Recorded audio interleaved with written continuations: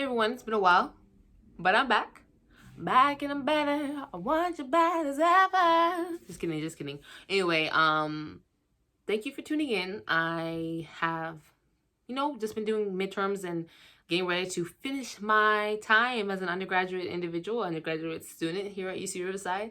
I've got a little bit over a month left, so I haven't had the time to make a video, but I keep getting comments about talking about off-campus, on-campus living, and I felt obligated to provide you with that information, especially considering that a lot of people who might be looking at this video might be figuring out if they want to live off-campus, on-campus, might be getting that call like, you got into this apartment that was your preferred apartment, and you might want to know information about it. So I'm letting you know.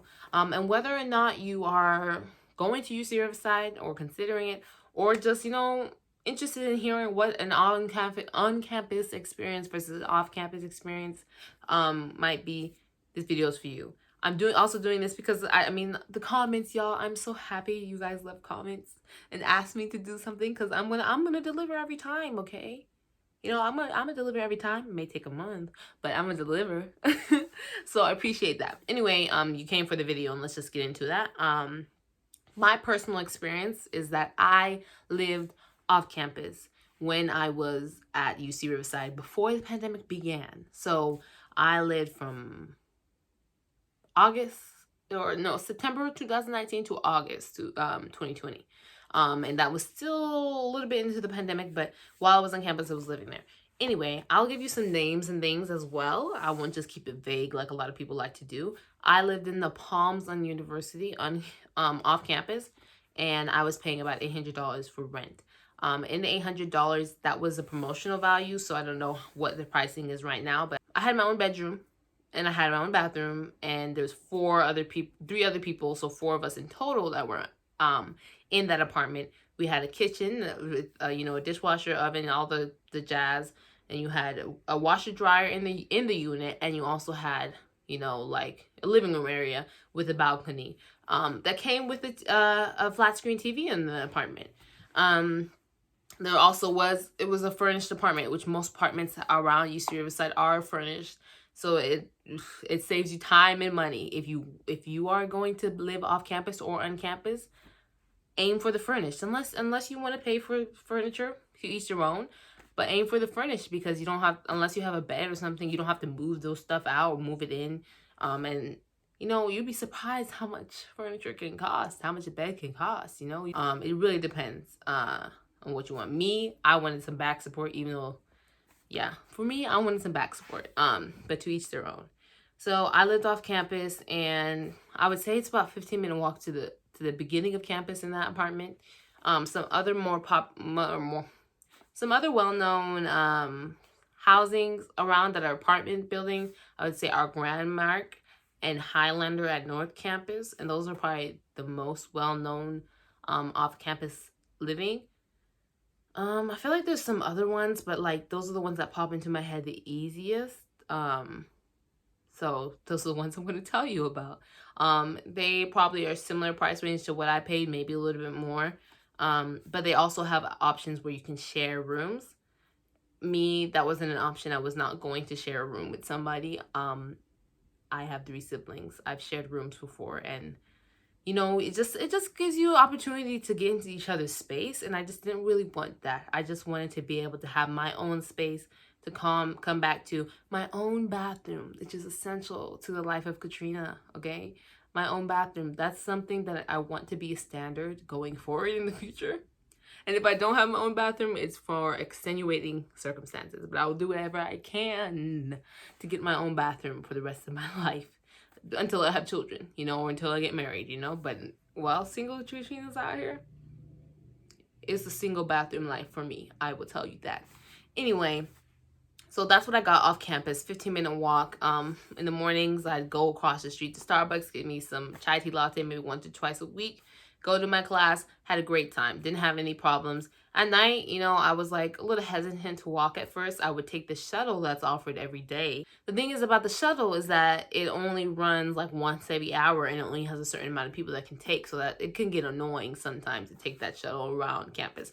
But if you don't feel comfortable walking off campus, they will take you if within a certain amount of radius, like I think as far as the metro station, maybe even a little farther. But it's helpful if you don't feel comfortable, or if it's raining, or you don't want to be, walking alone at night. And so that was helpful to me. But then I got comfortable because I was like, the lights are on. If I went right after time that classes got out at night, I would walk. Or if I just didn't want to wait for the shuttle, or I just saw the shuttle leave, I would be like, okay, I'm walking. And I would just call someone just to make sure. But it's a 15-minute walk at night, and you just got to make sure you're aware of your surroundings. On-campus living, I would say, is a little bit more convenient than living off campus, but you have less privacy because an RA can knock at your door anytime they want if they feel that you're making too much noise, or you're underage drinking or something like that, you're at risk for that all the time, and so you don't have as much privacy, but you have a good amount of privacy. The one I actually wanted to stay in, that I actually got rejected for, then accepted after I signed my off-campus leave, and then I was like, let me just stay in my off-campus, was Glenmore, because that one is a nicer nicer apartment, and you get your own bedroom, but you have to share a bathroom. But it's near like they're near a dining hall, and they got like a swimming pool, and they got a whole bunch of nice things there. That one's on the pricier side as far as apartments. Glenmore, and then the new buildings like Dundee, and I think there's another name or something. Those are on the pricier side of apartments. So, if you want to spend some more money, you're already taking out student loans, maybe, what's another $1,000, $2,000, okay? But the ones that are on the lower side are going to be Bannockburn, Falkirk, the Plaza. Stonehaven's kind of like mid. But all of these, most of these have options that you can share a room, and that'll bring it down even more. I would say out of everything, I think Bannockburn has the cheapest options. Bannockburn or Falkirk have the cheapest options, and Falkirk's cheapest option includes unfurnished, so be careful with that. The convenience of living on campus is that, if you get out for the class, you can just be like, hey, let's go back to my apartment and study. People are more likely to want to go to your place because it's just in a vicinity where you feel like you're surrounded by students. You don't feel like you're, separate. And people might want to walk over to your place rather than walk to my place. Because I heard people complain, like, I'm not going to come over there. You're far away. And like, you might have to take an Uber. I'll say this. Ubers around UC Riverside for some reason are expensive. It's like it was $8 from my apartment to on campus. So that was really annoying that I had to deal with. And I was like, okay, I'm not Ubering. Like, when you're a broke college student, $8 could get you 2 meals, maybe more if you can stretch it. You can go to the store and buy 10 things of noodles, like with $8 if you really wanted to. So, I wasn't about to spend $8 for a 2-minute drive, in my opinion. So be wary of that. If you're coming here and you're living off campus, the Ubers aren't as cheap as you think they might be, because they don't have, especially now, post-pandemic, you're not going to find Uber pool. You're not going to find those cheaper options, but you can ride the bus for free. You can ride the bus for free. I rode the bus for free with your ID. But now I think it's switched over to a digital version. As long as you're a student, you just use the digital version, and you can ride the bus all over Riverside County, not just Riverside City, Riverside County. I even rode the bus all the way to Disney area, and then I would have my parents pick me up there if I didn't want them to have to come all the way to Riverside. And it was like a commuter bus with nice chairs and just straight from Riverside. And so that saves some time as far as, commuting back home. But I would just say, also, another option is getting a house. So another option is getting a house with other people, whether you know them, whether you're going with strangers. It's always interesting when you're trying to find roommates, because you never know. You really never know until you live with them, and then you'll find out.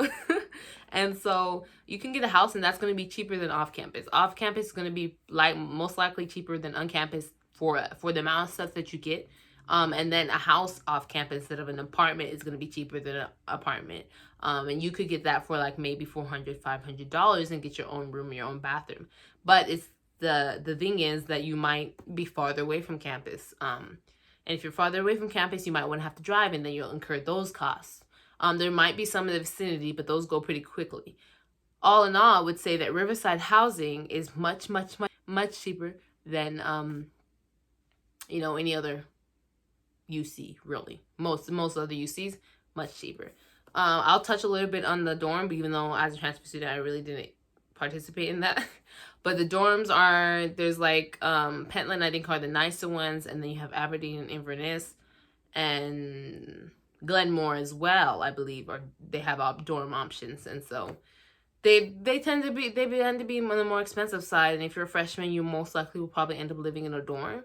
And they're close to the dining options.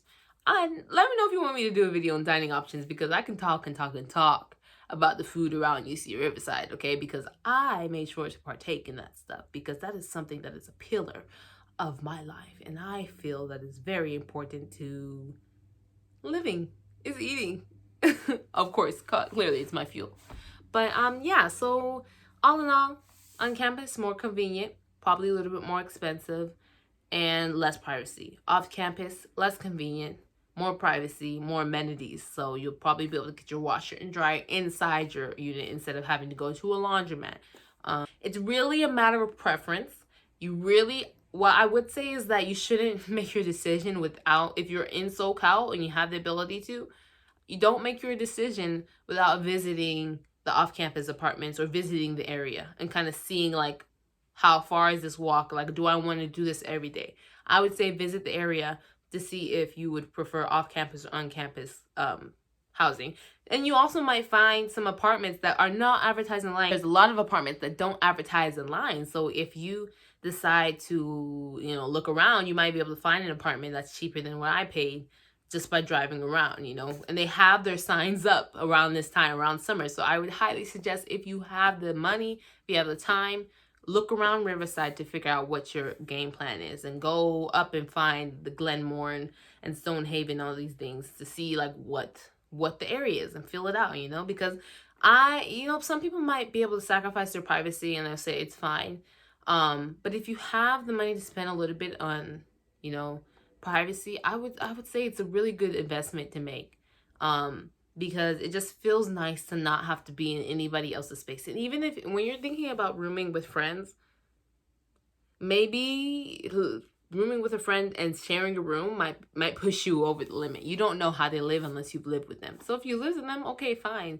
But really look into maybe trying to get your own space, because it's affordable in UC Riverside. And if you were deciding between like a more expensive UC and UC Riverside, as far as housing goes, and you were already planning to spend that much in UC, maybe just go ahead and spend a little bit less than that, but enough so that you can get your own housing, a whole own area. Because I never regretted having my own room. Like the relief I felt when I went home and do what I wanted to do without getting in anybody's space. I could play my music, I could open my window, look out the window, and I didn't have a problem. And I shared a room with 3 other people, but I didn't have to get in their way. Like, I didn't have to. Also, I had a mini fridge, which is dangerous because I didn't have to really leave my room if I had just something cold to eat or cold to drink until I had to cook dinner or something. So mini fridge with a bathroom in my room. I didn't have to leave my room if I didn't want to, Yeah, that's my experience. Like, comment, subscribe. Let me know some more things you want to learn about UC Riverside, about my life in general. This channel is about me. So, whatever I'm into, it's going to be on here. Like, I'm not going to try to brand myself as anything else than what I am. I got 19 subscribers. I got 800 views on my last video, so you might as well just call me a celebrity at this point. So if you want your autograph, send me your address. I'll send you an autograph right now before I'm serious. I'm just kidding. I'm literally just kidding. But thank you for tuning in, everyone, and have a great day. Also, I think this video will probably be roughly edited considering how much stuff I got to get done. But, this summer I'm going to be working on my editing. Also, one last thing is, should I keep this channel name as my channel name? Because before it was Tree TV. Now it's Katrina Danielle. So I'm trying to figure out what my name is before the end of the summer. If you have any suggestions, let me know. And that's it. I've talked enough. You're probably tired of me. Again, I can't thank you enough for watching this video, and I really, really, really, really hope this helps you. And if you need more information about what I said, leave another comment and I'll make another video, part 2, I'm not afraid to do that. So Have a great day.